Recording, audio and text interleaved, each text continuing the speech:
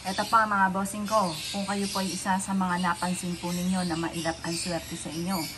Ikaw po ay parang ang dami nyo nang in-apply ng trabaho pero hindi ka pa rin matanggap-tanggap.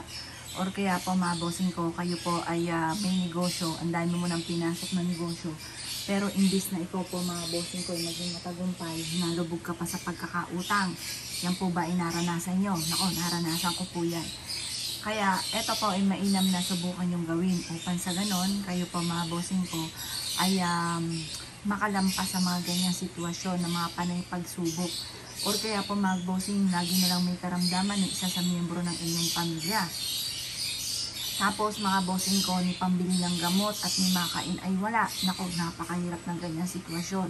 Subukan nyo po itong gawin, itong aking tuturo at makakatulong po ito upang sa ganon, kayo po mga bossing ko ay mabago-bago ang takbo ng pamumuhay.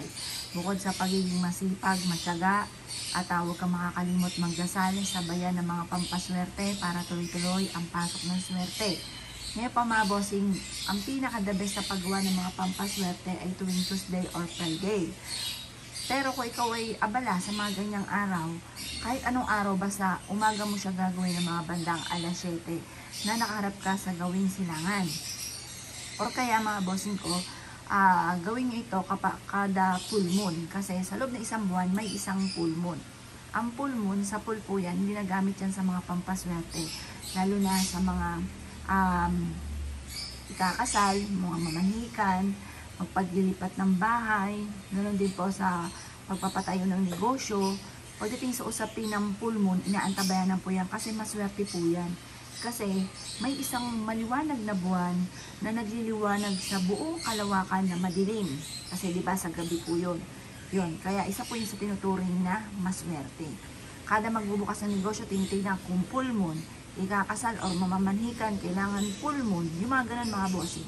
Ngayon pa mga bossing, pero kung ikaw po ay abala at wala kang oras, gawin niyo ito kahit anong araw, basta sa umaga niyo siya gagawin. Pero sa full moon lang talaga pag gabi. Kasi pampaswerte ang atin mga bossing. Kaya ang hasin natin, swertein po tayo. Kaya sa umaga tayo gagawa mga bossing. Ang mga gumagamit ng kaliwa, sa gabi po yan. Sa atin pampaswerte lamang, kaya sa umaga natin siya gagawin. Ngayon, gagawin nyo lamang, kukuha po kayo mga bossing ko ng asin. Yan, ganyan lang po mga bossing. Ito pa mga bossing ko, ay magwi-wish ka habang kinukuha nyo po ito. Yan, mga tatlong ganun lang mga bossing. Yan, sabihin nyo po magkakaroon ako ng maraming pera.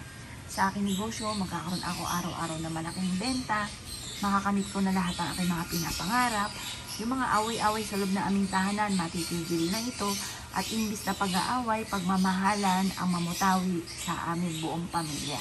Ganun ang pag-wish na walang gamit na sana, direct to the point mga bossing. At pagkatapos mga bossing ko, mas mainam, maging positibo ka sa buhay, baguhin ang sistema. Kung lagi kang galit, baguhin niyo po ito kasi nagiging mailap ang daloy ng swerte. Kung meron kang hinanakit sa inyong kalooban, patawarin niyo kung sino man yung tao na nagkasala sa inyo o yung kinaiinisan ninyo. Kasi mga bossing, may kaugnayan po yun. Baka gagawa ka ng ganito, tapos ang dami mong mga hinanakit sa kalooban. Kaya dapat mga bossing, iwaksin natin yon mga bossing, para mas maging magaan yung daloy ng swerte. Ngayon po mga bossing, kapag madumi na yung tubig, itapon lamang po natin to, tapos palitan natin ito ng panibago. Kung ito yung naniniwala at naisip po itong gawin niyo na po ito, huwag ka na magpatumpik-tumpik pa. Mag-wish na mula sa puso, walang imposible, makakamtan ang lahat ng mga pinapangarap. Kaya kung pinaniwala at naisip po itong gawin, ay siya mga bossing, good luck po sa inyo po lahat.